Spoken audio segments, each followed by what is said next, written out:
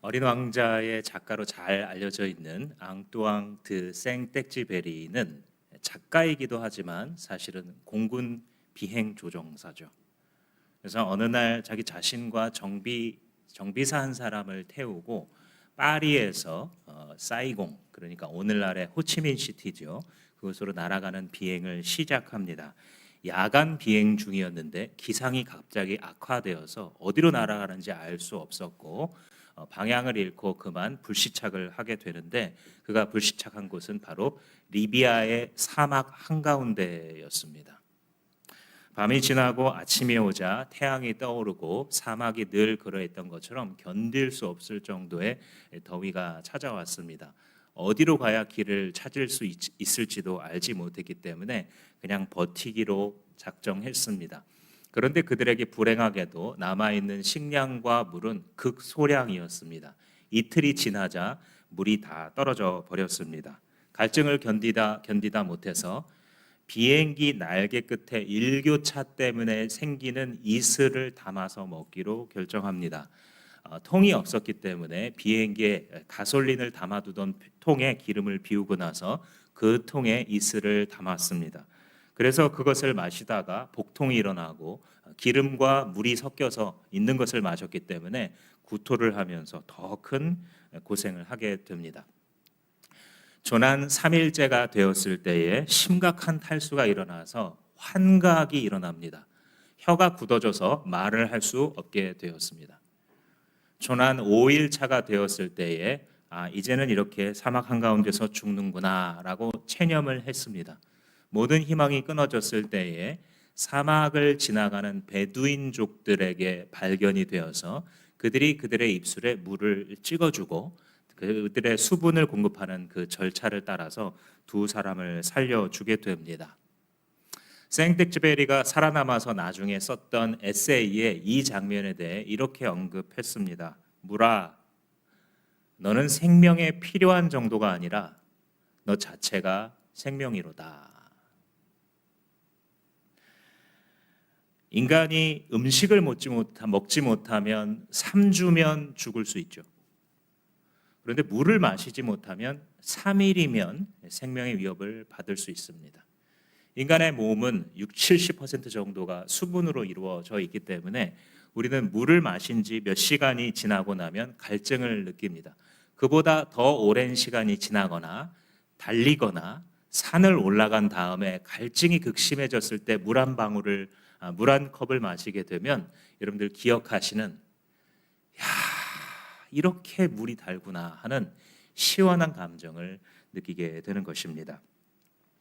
오늘 우리가 읽은 이 시편 72편에는 내 주변 사람들에게 내가 담비 같은 존재가 되었으면 좋겠다라고 꿈꾸는 사람이 등장합니다. 내 주변 사람들도 삶을 살아가면서 삶의 목마름과 갈증을 느낄 터인데 내가 이 세상에 태어나서 살면서 그들의 목마름을 해결해 줄 수 있는 그런 인생이 되었으면 좋겠다라고 기도하고 있는 한 사람이 등장을 하고 있습니다. 오늘 이 시편 72편에 붙어 있는 표어를 보자면 거기에 솔로몬의 시라고 붙어 있습니다. 이것은 영어로 하자면 오브 솔로몬인데 이게 원어로 했을 때는 사실은 두 가지 의미를 갖습니다. 하나는 솔로몬의 시기 때문에 솔로몬이 지은 시, 바이 솔로몬 이렇게 해석을 할 수가 있습니다. 또 한 가지는 of 솔로몬이기 때문에 솔로몬에게 속한 시라고 번역을 할 수도 있는데 여기서는 아마도 후자인 것으로 보입니다. 왜냐하면 72편 맨 마지막 절에 이로써 다윗의 기도가 마치다라고 하고 있기 때문입니다. 그래서 정확히는 알 수는 없지만 이런 정황들 때문에 대부분의 학자들은 시편 72편은 이제 왕 위에 즉위해야 되는 자신을 이을 왕 솔로몬을 위해서 아버지 다윗이 믿음으로 지은 시일 거다. 그리고 물론 솔로몬 자신도 이 시를 가지고 하나님 앞에 많이 기도했고 그것이 지금 대대로 물려 성경에 기록되어 우리에게 오는 것이다 라고 설명을 하고 있습니다. 그런데 솔로몬이 이 기도를 하면서 자기 자신이 하늘에서 내리는 담비 같은 존재가 되게 해달라, 이런 기도를 하고 있는 겁니다. 핵심이 6절에 있습니다. 우리 6절 말씀을 다 같이 한번 읽어보겠습니다. 시작. 왕이 백성에게 풀밭에 내리는 비처럼 땅에 떨어지는 단비처럼 되게 해 주십시오. 그러니까 메마른 땅에 내리는 비가 되게 해 주십시오라는 것이에요. 솔로몬이 왕위에 오르면서 아버지 다윗과 함께 아마 그런 고민을 하고 있는 것 같아요. 왕이란 어떤 존재여야 하는가? 그러니까 왕이라는 것이 권력을 휘두르고 자기에게 있는 어떤 그 신분을 가지고 사람들한테 억압을 하는 존재인가? 왜냐하면 이스라엘을 둘러싼 수많은 고대 근동의 국가는 그렇거든요. 신격화되어 있거든요. 그런데 이 기도를 드리고 있는 이 부자는 왕이란 백성에게 어떤 존재여야 하는가라고 하는 물음을 묻고 있는 거예요. 만약에 고대 국가이든 현대 국가이든 통치자가 스스로 질문하면서 통치자란 국민들에게 백성에게 어떤 존재여야 하는가를 진지하게 묻는 통치자라고 한다면 그 물음만으로도 그는 이미 바른 트랙 위에 올라가고 있다라고 말할 수 있을 것입니다. 우리가 역사를 통해 경험하고 우리나라 스스로도 경험한 것처럼 잘못된 자에게 권력이 주어지게 되면 사회는 비참해지고 국가는 비전을 잃어버립니다. 한 국가가 융성하다가 금세 쇠락의 길로 접어드는 것은 세계사에서 늘상 있었던 일입니다. 이런 일을 겪고 나면 사람들은 심각한 갈증을 경험합니다. 도대체 이 나라가, 이 사회가, 이 집단이 어느 길로 가려고 하는고? 그래서 지금 이 솔로몬이 노래하는 것은 무엇이냐면 내가 이 땅에 한번 왔다가 가는 존재인데 그 왔다가 가는 존재로서 하나님이 이 자리를 맡기셨을 때 어떻게 사는 게 의미 있는 인생인가라고 묻는 것입니다. 이게 권력에 대한 물음이기도 하지만 그래서 인생에 대한 물음이기도 해요. 내가 왕이라고 하는 직책을 하나님 맡기셨는데 어떤 존재로 살고 가야 이 땅의 이 삶이 의미가 있는 것인가? 그런데 거기에 대한 대답이 바로 하늘에서 메마른 땅에 내리는 단비 같은 존재면 좋겠습니다. 이렇게 결론을 내리고 있는 거예요. 자, 여러분, 비가 한 방울 두 방울 추적 내리기 시작할 때의 그 느낌을 한번 생각해 보세요. 아마 여러분에게 어떤 냄새가 기억날 것입니다. 대지 위에 빗방울이 하나 둘씩 떨어지기 시작할 때 약간은 상쾌하다라고 말할 수 있는 그 흙내음이 우리 코에 다가오게 되죠. 과학자들이 밝히기로는 이 세상에 존재하는 어떤 동물보다도 인간과 다른 한 종이 이 냄새를 맡는 데 있어서 아주 뛰어나다는 거예요. 그래서 수백만 분의 1의 요소만 있어도 멀리서 이 냄새를 맡도록 인간의 코가 지어졌다. 그런 흥미로운 설명을 합니다. 그게 왜 그러냐면 이 비가 오지 않아서 수분기가 말라버렸을 때 가뭄 상태에 있는 식물들은 일종의 기름 성분을 내뿜고 있대요. 그리고 이 비가 한두 방울 떨어지게 되면 흙 속에 있었던 미생물이 그 수분기를 흡수하면서 지오스민이라고 하는 성분을 또 내놓는데 이 두 가지가 합쳐지는 거예요. 그래서 빗방울이 내리게 되면 물 입자에 갇혀서 이 하늘로 튀겨 오르다가 이게 터지는 순간 에어로졸, 그러니까 아주 가벼운 입자처럼 되어서 멀리 퍼지는 거죠. 그게 인간의 후각으로 들어와 우리가 흙내음이 나는구나 맡을 수 있게 되는 거예요. 과학자들은 여기에 이름까지 붙였는데 페트리코라고 명명을 했습니다. 페트라라고 하는 것은 그리스어로 헬라어로 반석, 땅 이런 뜻입니다. 생명의 삶에서 배우지요. 이코라고 하는 말은 신들의 피 이런 말입니다. 그래서 합쳐지면 뭐냐면 땅에 흐르는 신들의 피라는 거예요. 메마른 땅에 비가 내리기 시작하면 여기서 생명의 대폭발이 일어난다라는 겁니다. 말라 비틀어지고 잠자고 있었던 이 토양 속의 미생물이 물을 먹고 나서 폭발적인 활동을 시작하게 되면 식물이 먹을 수 있는 영양분이 마련이 됩니다. 시들어 있고 땅에 거의 이파리가 누워 있다시피 힘을 잃어버렸었던 식물들이 다시 고개를 쳐들고 다시 움을 틔울 준비를 하게 됨으로써 생명의 기운이 대폭발을 일으키게 되는 것이죠. 심지어 사막 지역에서는 어떤 스팟은 한 2, 3년이 지나도 비가 오지 않기 때문에 거기 우연히 날아가서 떨어진 씨앗은 2, 3년을 견디고 있다가 비가 오기 시작하면 불과 몇 시간 만에도 싹을 틔우는 기적의 속도를 보여준다라고 하죠. 그래서 오랜만에 대지 위에 내리는 단비는 모든 생명을 약동하게 만드는 신들의 피가 아니라 사실은 하나님의 은총인 것입니다. 그래서 예수님께서는 이 세상을 살아가는 사람들 선인과 악인에게 동일하게 해를 비춰주시고 동일하게 그들에게 비를 내려주신다라고 말씀하십니다. 그래서 이 7절 말씀에 보면 그가 다스리는 동안 정의가 꽃을 피우게 해주시고 저 달이 다 닳도록 평화가 넘치게 해주세요라고 말하고 있는 거예요. 이건 원래 하나님이 하시는 일이죠. 정의가 꽃 피어오르고 평화가 가득 차게 되는 일은 하늘의 아버지 하나님으로부터 내려올 수 있는 그런 일입니다.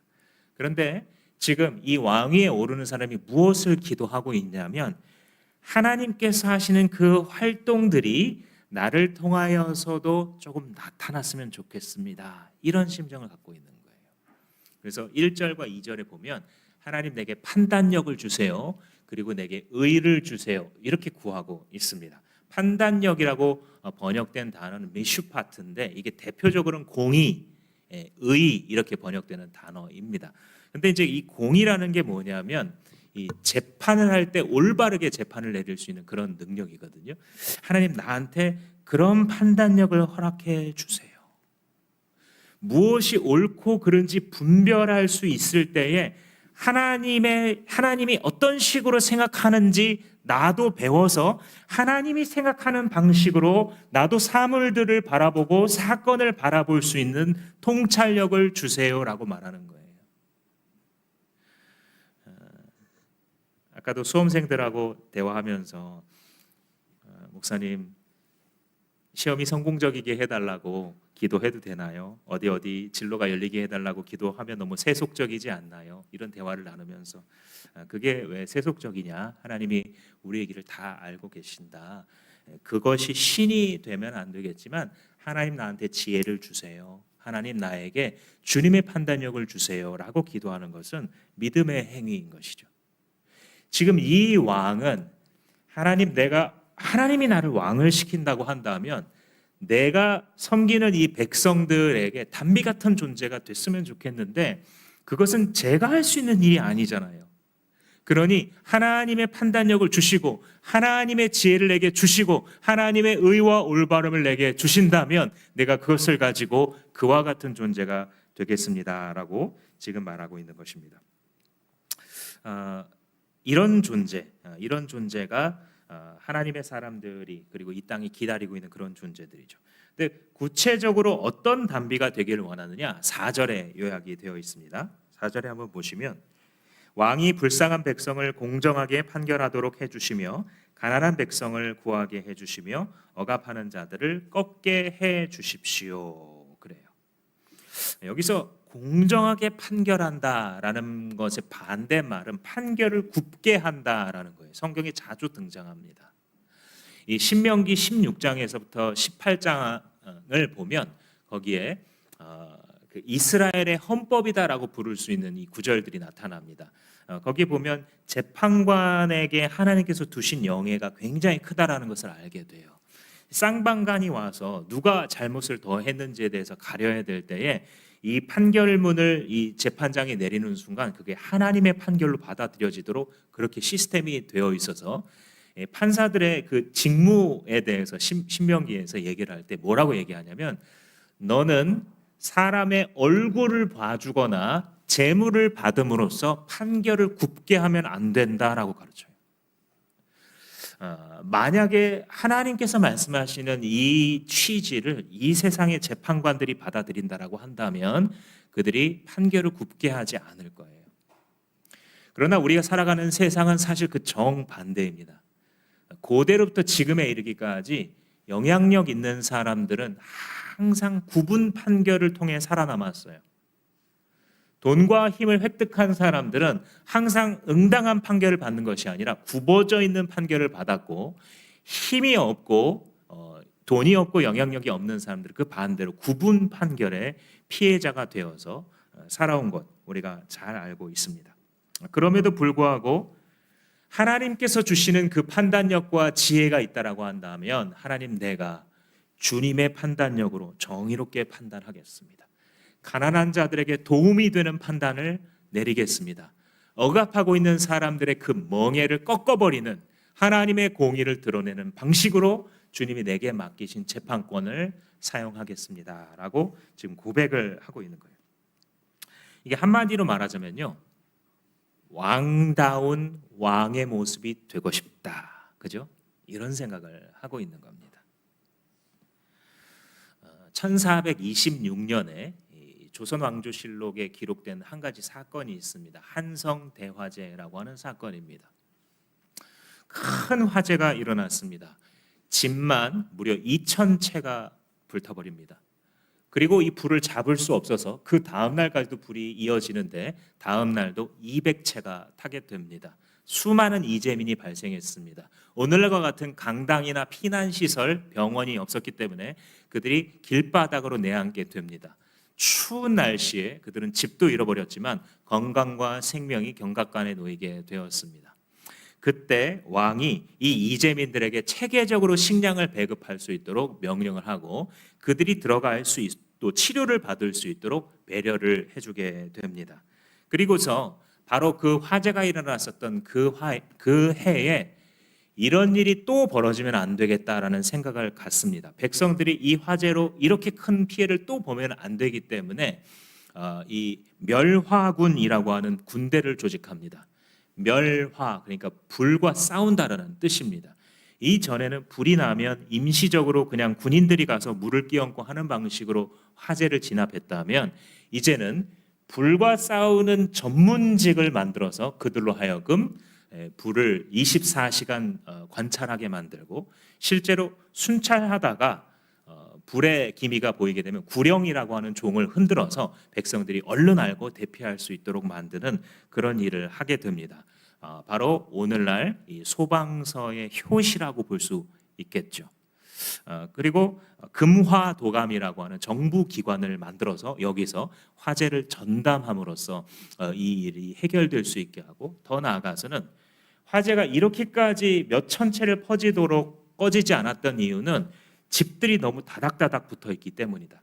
당시에는 초가집과 나무로 지은 것들이 대다수였기 때문에 길을 정비해서 집과 집 사이를 넓게 띄우고 화재가 혹시 발생하더라도 그 집 하나에서 끝날 수 있도록 하는 그런 지시를 내립니다.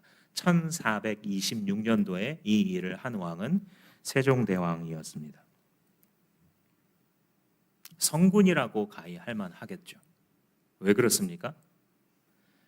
이런 어려움이 벌어지면 백성들에게 피해가 최소화되었으면 좋겠다. 어떻게 하면 이들의 삶에 도움이 될 수 있을까를 생각하는 자가 지도자의 위치에 있었기 때문에 이런 일을 할 수 있었던 것이죠. 지금 이 시편의 기자가 노래하는 것은 무엇이냐면, 왕의 영향력, 하나님께서 주신 리더의 영향력을 가지고 정말 왕답게 사용하는 자가 되게 해 주십시오. 하나님, 이 부름을, 지금 이 위치에 앉는 부름을 내가 선택한 것이 아니고 하나님께서 나에게 지금 맡기시는 것이라고 한다면 주님의 판단력과 주님의 지혜와 주님의 비전을 주셔서 그와 같은 담비 같은 왕이 되게 해 주십시오. 지치고 어려운 삶을 살아가고 있는 백성들의 삶이 피어나게 만드는 왕이 되게 해 주십시오라고 기도했던 거예요. 이런 생각을 가진 것만으로도 이미 대다수의 통치자들과는 다른 길을 걸어가게 되는 것이죠. 한번 상상해 보십시오. 우리 사회의 각계각층에 하나님께서 권세 맡기신, 영향력을 크게 혹은 중간 혹은 작게 맡기신 자들이 다 이런 생각을 한다면 이 나라는 어떤 나라가 되겠습니까? 그런데 사실은 이런 소망을 가지는 지도자들이 드물지만 있고 그들이 존경받아 마땅하겠지만, 그럼에도 불구하고 인간 왕은 한계가 있습니다. 세종대왕은 대부분의 일을 잘 다스렸지만 그가 만든 실정이라고 볼 수 있는 것 중에 노비 종모법이라는 게 있습니다.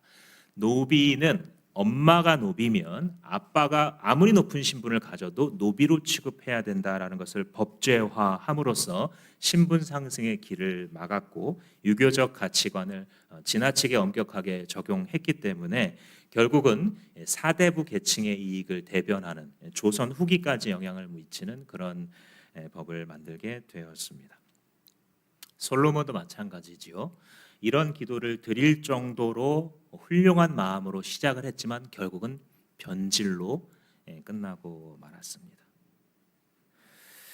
사실은 우리가 지도자에 대해서, 왕이나 대통령 같은 통치자들 뿐만이 아니라 각계각층 각 영역을 가지고 있는 지도자들에 대해서 실망하고 낙담하는 것은 어제 오늘의 일이 아니에요.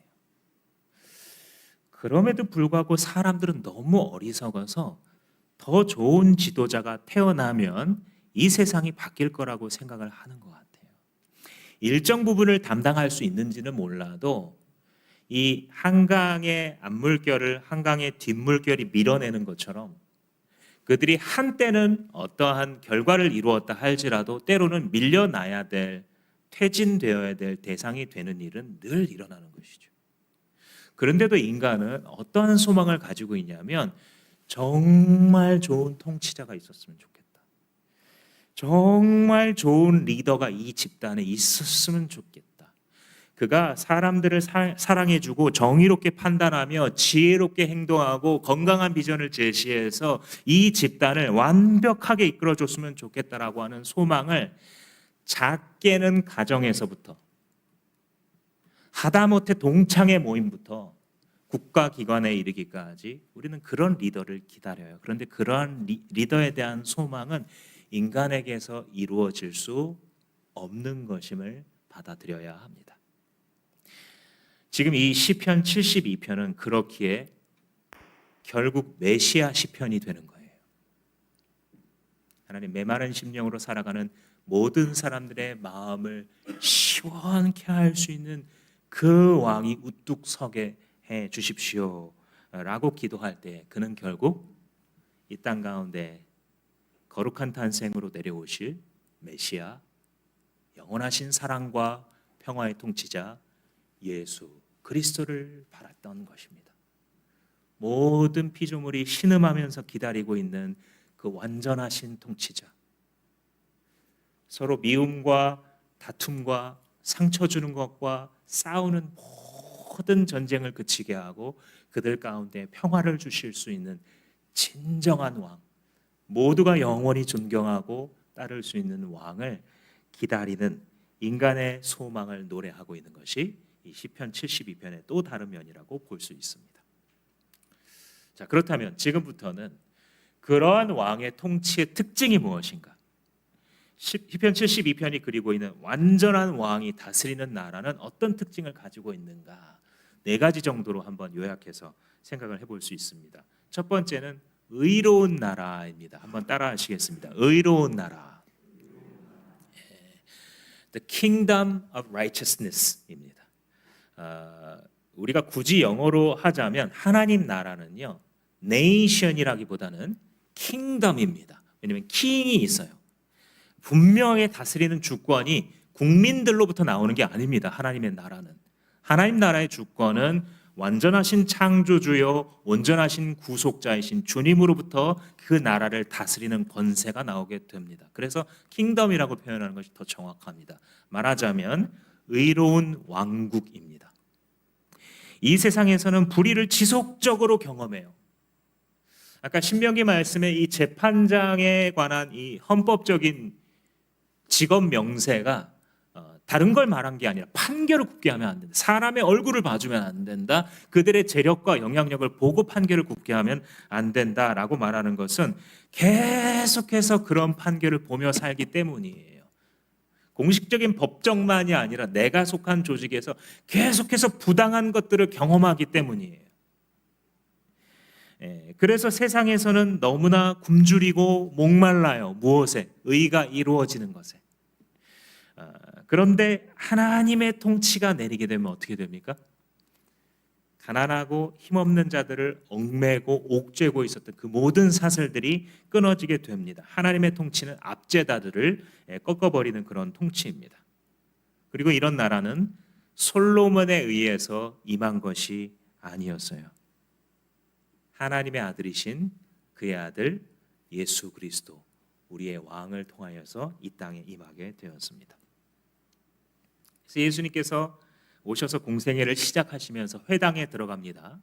성경을 달라 그럴 때에 이사야 스크롤, 당시는 책의 형태가 없었기 때문에 두루마리로 가지고 있었죠. 이 이사야 두루마리를 넘기시면서 오늘 우리가 61장이라고 근대적으로 분류해 놓은 그 부분을 찾아서 읽으시면서 바로 이렇게 이사야 이 부분을 읽으셨죠.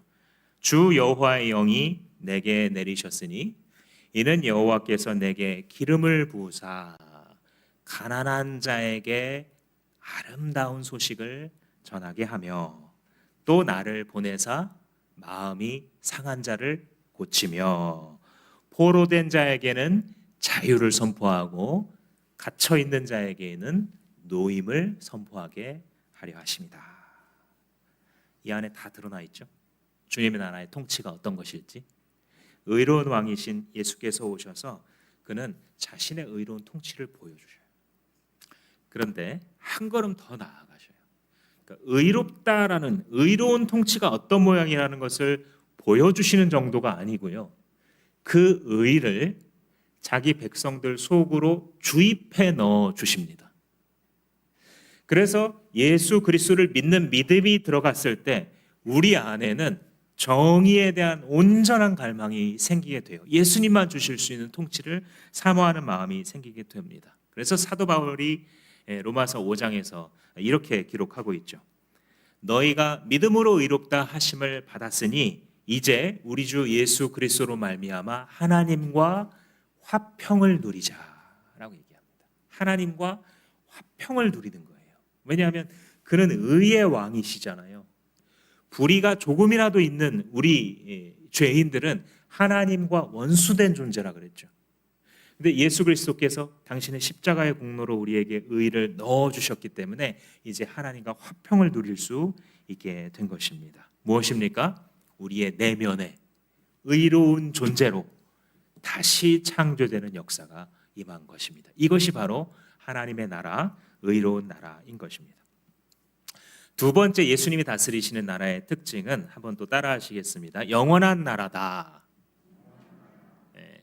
영원한 나라예요. 그래서 5절에서 이렇게 표현합니다. 해가 닳도록 달이 닳도록 영원 무궁한 나라다. 그죠? 이게 왜 이런 말을 하냐면 인간의 나라는요 금방 끝나요. 다윗이 40년을 다스렸거든요. 그 아들 솔로몬도 40년을 다스렸어요. 그리고 대다수의 이스라엘과 유다 땅의 왕들은 40년 채 되지 못하는 짧은 세월을 다스리게 됩니다. 설령 인간 왕이 아무리 선한 통치를 한다 할지라도 그 선한 왕이 곧 사라진다고요. 그리고 다시 그 전보다 더 못된 통치가 일어날 줄 아무도 알지 못합니다. 그러나 예수 그리스도는 죽으시고 부활하셔서 영원한 보좌에 앉으셨어요. 그는 지금도 의의 통치로 하나님의 말씀을 땅에 떨어뜨리지 않고 싶어하는 주의 백성들 사이에서 완전한 의의 통치로 영원히 다스리고 계신 분이십니다.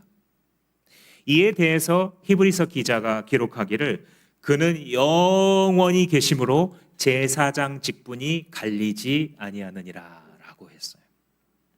아론의 반차를 따르는 제사장들은 제사장이 계속 갈리고 바뀌어야 되는 거예요. 다윗의 가문에 속한 왕들은 계속 왕이 죽거나 배신을 당해요. 그래서 왕이 갈려야 되는 것입니다. 그러나 영원히 하나님 우편에 가지셔서 모든 권세를 가지고 통치하시는 예수 그리스도는 영원히 그 자리에 갈리지 아니하고 계신다. 성경이 얘기합니다. 메마른 풀과 땅 위에 내리는 단비 같은 예수 그리스도께서 그 앞에 주님 고백하는 자들의 삶에 영원토록 풍성한 생명의 비를 내리시며 지금도 공급하시는 줄을 믿으시기 바랍니다. 세 번째는 보편적인 나라입니다. 한번 따라합니다. 보편적인 나라. 예수님께서 다스리시는 나라는 보편적인 나라인데 universal이라고 하는 단어를 씁니다. 이게 뭐냐면 온 세계에 퍼져 있다라는 거예요. 모든 시대, 모든 족속, 어떠한 인종, 어떠한 성별을 가지고 있는 사람들도 하나님 앞에서 예수 그리스도를 받아들였을 때에 그 전 세계를 통치하시는 예수 그리스도를 만나게 된다라는 거예요. 국지적인 게 아니에요. 우주적인 하나님 그분의 나라입니다. 11절 말씀해 보시면 스페인에 있는 왕들에 대해서 언급을 해요. 이 당시, 이 솔로몬 당시에 스페인 하면 서쪽 땅 끝입니다.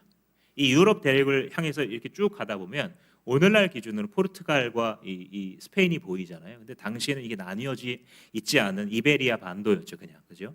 그래서 그곳으로 사도 바울도 나중에 로마에서 땅 끝으로 보이는 스페인까지 가고 싶어 했다라고 하는 기록이 남는 바로 그것이에요. 그래서 스페인에 있는 왕들이 와서 무릎을 꿇고 조공을 바칠 것이다. 이런 얘기를 하고 있어요. 서쪽 끝입니다. 동쪽에 있는 아라비아에 있는 왕들도 와서 무릎을 꿇을 것이다. 이런 얘기를 해요. 에티오피아, 이거 남쪽이죠. 서남쪽 밑에 있는 그 나라에서 와서도 조공을 바치게 될 것이다. 섬에 있는 모든 나라들과 광야에 있는 족속들이 와서 그 앞에 왕으로 인정하며 부복할 것이다 라고 말합니다. 무슨 말입니까? 동서남북에 있는 모든 세계의 백성들, 보편적인 인류, 존재했던 어떤 사람들도 이 왕이 오시면 그분의 아름다우시고 완전한 통치 앞에 부복하며 무릎 꿇고 찬송을 통하여 이르기를 당신이 영원히 다스리시옵소서. 우리의 생명과 자유와 행복은 당신의 다스림 여부에 달려 있으니 지금까지 우리가 섬겼었던 인간 왕들과 지금까지 우리가 사주했던 돈의 힘과 지금까지 우리가 목을 매달고 살았었던 이 세상의 물질의 형통에 더 이상 예배드리지 아니하고 그 앞에 더 이상 무릎 꿇지 아니하고 우리의 통치를 우리에게 영원히 내리실 자격이 있는 당신 앞에만 무릎 꿇겠습니다 라고 말하게 되는 거예요. 네 번째로는 그가 다스리시는 나라는 복된 나라입니다. 한번 따라합니다. 복된 나라. 주님께서 다스리시는 속에는 복이라고 하는 풍성함이 퍼지게 되어 있어요. 16절 말씀해 보시면 땅에 온갖 곡식이 가득하고 산등성이에도 곡식이 풍성하고 온갖 과일이 레바논의 산림처럼 물결친다. 레바논 이 국기에 나무가 그려져 있잖아요. 그죠? 이게 백향목이에요. 레바논에서만 나와요. 그 산지대에서 단단한 목재를 갖고 있기 때문에 지금 현대 사회에서도 최고급 목재로 쓰이고 당시에 힘센 왕들만 이걸 갖다 왕궁을 짓는 재료가 바로 백향목이죠. 근데 그 레바논에 있는 그 백향목이 이루는 울창한 산림처럼 온갖 과일과 풍요가 넘쳐나게 된다라는 거예요. 누구에게? 이 메시아 그리스도가 다스리시는 나라의 백성들에게 이런 풍요함이 있다는 것이에요. 다시 한번 그리스도인의 믿음이라고 하는 것은 영적인 데만 국한되는 게 결코 아니에요. 물질적이고 육적으로 살아가는 모든 것들의 풍요도 누가 만드셨냐면 하나님께서 만드신 거예요. 풍성함이라는 것은 원래 세상에 속한 것이 아니라 하늘에 속하는 것이에요. 사람들이 마귀의 핵책을 따라서 하나님 자리에 물질을 올려놨기 때문에 그것이 죄악이 되는 것이지 원래 우리의 영혼육의 전인격의 풍요함은 하늘로부터 내려오는 것이고 창조주 아버지로부터 우리에게 주어지는 것이에요. 그래서 여러분 이런 기도 할 수 있어야 합니다. 주님, 나는 당신의 다스림을 받기 원합니다. 내 삶을 풍성케 해 주십시오. 먼저 그 나라와 그의 의를 구하는 자들에게 이 모든 것을 약속하신다 하신 말씀을 나는 믿습니다. 하나님, 내가 주님 앞에 살기로 작정하오니 나의 삶을 돌아봐 주십시오. 그래서 이 백성들의 삶에는 생명력과 풍요가 있는 거예요. 이렇게 살아가고 이런 예수 그리스도의 통치를 받는 사람들은 더 이상 세속적인 성장 때문에 근심하지 않게 돼요. 이전에 무릎 꿇었던 헛된 물질의 왕들 앞에, 세상의 잘됨과 형통이라고 하는 그들의 허울 좋은 거짓말 앞에 내 영혼을 팔아넘기지 않아도 된다, 그 말입니다. 왜냐? 나는 그리스도의 통치에 순복하는 백성 됐기 때문에. 그리스도 앞에 모든 만물, 모든 족속들이 보편적으로 다 복종해야 되기 때문에 나는 그분 앞에만 무릎 꿇겠다. 나는 세상 앞에, 물질 앞에, 명예 앞에 이제 다시는 무릎 꿇지 않는 주의 백성이 되었다라고 하는 우리의 생각을 격려하는 말씀이 바로 이 말씀인 것이에요. 너무 신기한 것은 이 길을 계속 걸어가면 17절 하반절에 이렇게 나오죠. 문민족이 그를 통해서 복을 받고 모든 민족이 그를 일컬어서 복받은 사람이라 칭하게 될 것이다. 다시 한번 나왔습니다. 선교적 비전. 선교적 비전. 하나님께서 우리의 영육 안에 내려주시는 주님의 통치 때문에 우리 가운데 있는 그 복들을 주변이 알게 된다는 거예요. 온 민족이 그를 통해서 복을 받고, 그러니까 지금은 이 메시아 그리스도의 통치를 원하지도 않아요, 그 나라들은. 그런데도 불구하고 시간이 흘러가면 이미 복을 받은, 주님의 복을 받은 주의 백성들에 의해서 그들도 복을 받고 그 모든 사람들도 복받은 사람이라 칭송받게 된다는 것이에요. 이게 바로 예수 그리스도의 통치이고 그가 이루시는 나라입니다. 그래서 그분이 이 땅에 오셔서 자주 말씀하셨어요. 너희 중에 누구든지 목마르거든 내게로 와서 마셔라. 메마른 땅에 내리는 단비 같은 그러한 성정과 인격과 능력으로 통치하시는 예수 그리스도의 통치를 받게 되면 다 비짝 말라버렸던 메마른 땅과 같은 이 심령이 다시 생명력이 약동하고 꽃피우게 될 것이라는 것이죠. 정의가 꽃피우는, 그리고 평화가 용성하게 되는 일이 바로 그리스도의 통치에 의해서 이루어진다는 것이에요. 그는 의로운 통치를 이루시는 분이시고, 그는 영원한 통치를 이루시는 분이시고, 그는 세계적인 우주적인 통치를 이루시는 분이시고 복된 통치를 이루시는 분이시기 때문에 그렇습니다. 그런데 이 통치를 받는 사람들에게 어떤 변화가 일어나냐면 그 통치자를 닮아요. 사랑과 정의의 통치를 계속해서 받게 되면 그 백성들이 그러한 영향력과 그러한 리더십을 가져가게 됩니다. 아까 잠시 읽었었던 이사야 61장이 하나님의 영, 여호와의 영이 내게 임하셔서 내게 기름을 부으사 가난한 자에게 아름다운 소식을 전하게 한다 그랬잖아요.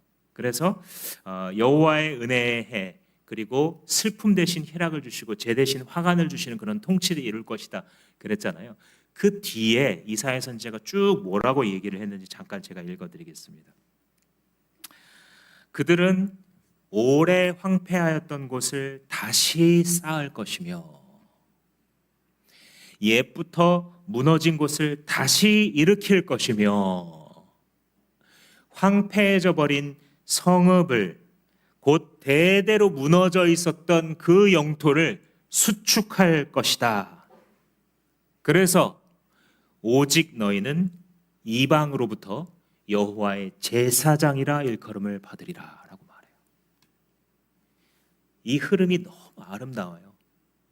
주 여호와의 영이 내게 임하였다. 이게 예수 그리스도에게 적용된다 그랬죠. 그가 아름다운 소식을 전하고 가난한 자들에게 이 풀어줌을, 압제당하는 자에게 이 해방을 선포한다 그랬죠.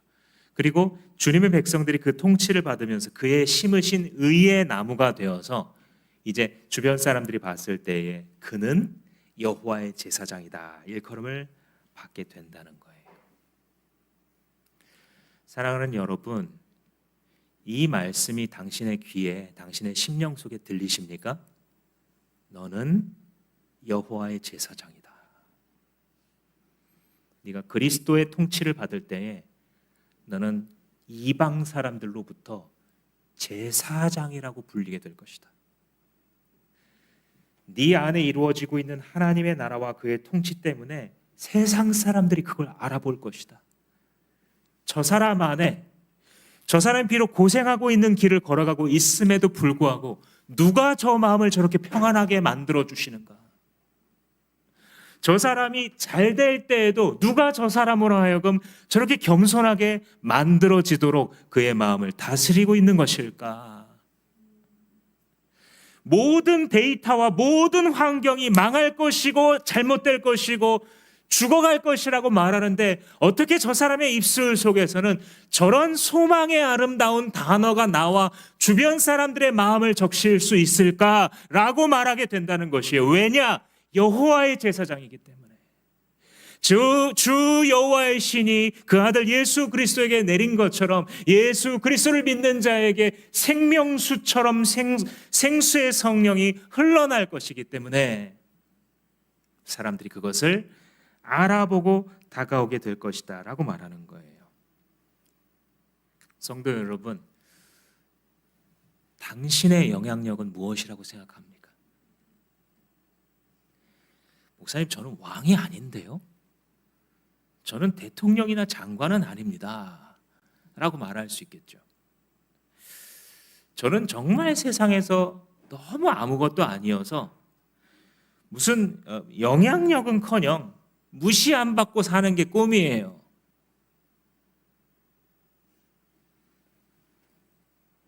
아닙니다. 당신은 제사장이라고 하나님 말씀하십니다. 여호와의 신이 이 가운데 내주한 사람, 성령이 그 안에 내주하여 그리스도와 연합된 삶을 살아가게 하시는 자들에게 그리스도가 영원한 제사장 되시는 것처럼 당신도 너는 나의 제사장이다 라고 부르십니다. 따라서 당신은 당신 주변에 있는 사람들에게 그리스도의 통치를 드러낼 수 있는 영향력을, 그 힘을 이미 받은 사람입니다. 그 받은 영향력을 가지고 땅 속에 묻어두거나 아니면 그 영향을 가지고 사용하여 많은 것을 남기거나가 당신의 선택이지 당신에게 그 왕권이 안 주어진 것이 아닙니다. 말만 해도 그래요. 여러분들의 말은 영향력을 가지고 있어요. 하나님께서 재창조하신 생각을 주셨고 새로운 말을 할 줄 아는 백성이 되었어요. 성령은 언어를 주관하시는 영이에요. 사도행전 2장에 성령이 불의 혀같이 갈라지며 그들에게 말하게 하셨을 때에 그들이 방언, 외국어를 말한 것도 중요하지만 그 방언의 내용이 무엇이었습니까? 하나님의 큰 일을 말했어요. 하나님의 위대하심을 말할 수 있게 돼서 조금 전까지 어부였던 사람들이, 조금 전까지 매국노 세리였던 사람들이, 여러분들의 입술은 주 안에서 거듭난 것이며 여러분들은 그 말을 가지고 사람을 살릴 수도 있고 무너뜨릴 수도 있어요.